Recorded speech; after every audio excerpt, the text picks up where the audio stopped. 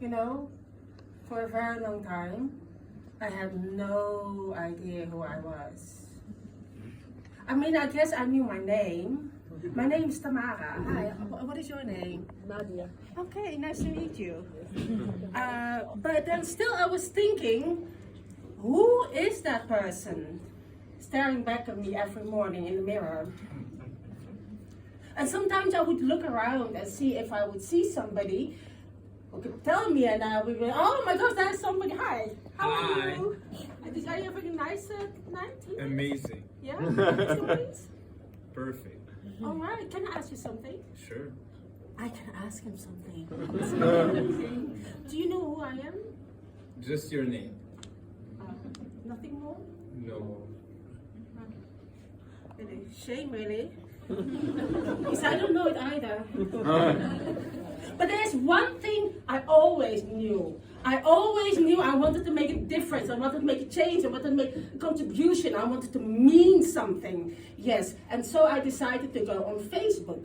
Yes. Because, ladies and gentlemen, let me tell you one thing. If you want to know anything about whatever or whoever, or whatever, Facebook is your place to be. And so I found myself lying on my bed, scrolling on my phone, because I was on Facebook, and that's where I found him. Yes, and my God, did I find him. The first thing that I noticed was that he had absolutely no hair on his head. But there was still something about him, something that drew me in. So I thought, well, I would give it a go and listen to whatever he had to say. And he told that it was his dream, his wish, to help as many people as possible to find a true purpose in their lives.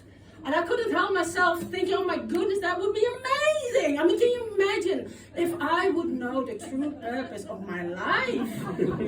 Maybe, who knows? I would know who I am, huh? What say you? Yeah. And so I did the only logical thing I could possibly think of, which was to inscribe myself to his online course.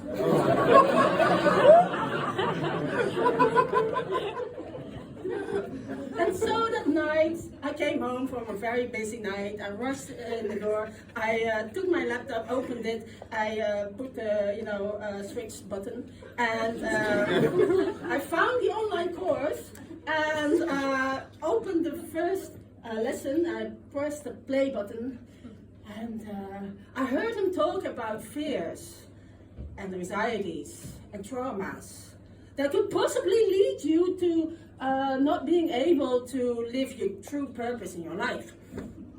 And so he invited me to go with him like into the deep of the fears. And so I heard his voice coming out of the laptop saying, "You are beautiful." I cannot help myself. I'm being drawn back in time in my memory. I'm about 8 years old, and I lived with my parents in a village near the Maas, which is a river in the southern part of the Netherlands. And I really wish I was happy there. I actually really wanted to be happy, but I cannot help myself. But still, they are chasing me and calling me names, kicking me, hitting me, spitting on me, because my eyes are funny like this, and my nose is like that, and my hair is black as the night. But still his voice continued. "You are good the way you are." Again, I'm drawn back in time even further. I'm about 2.5 years old, I think. Anyway, I know for sure that I'm in the living room, and that place is humongous, right? I mean, it takes me forever to go from one side to the other side. And basically the whole room is brown. Floor is brown, chairs brown, table brown, walls brown. I guess my parents like it that way.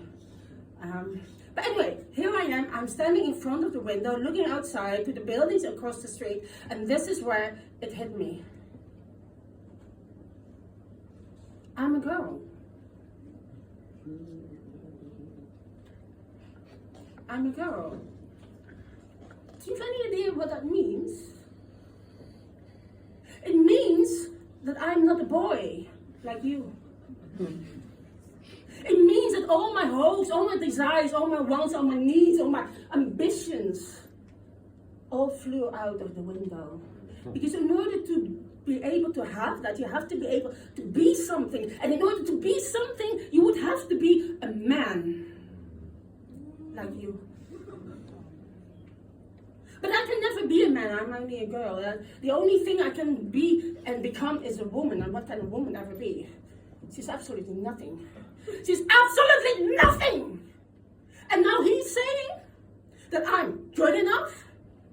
Who the hell does he think he is? He's just a silly bald guy who doesn't know anything. Who doesn't know me and who doesn't know my name. Because if he knew it, I would be sure that he would be able to tell that everybody would be happier without me.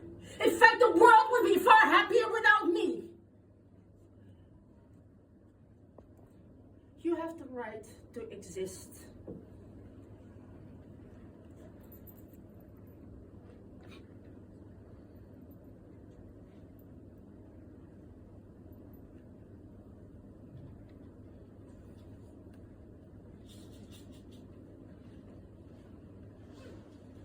I'm lost.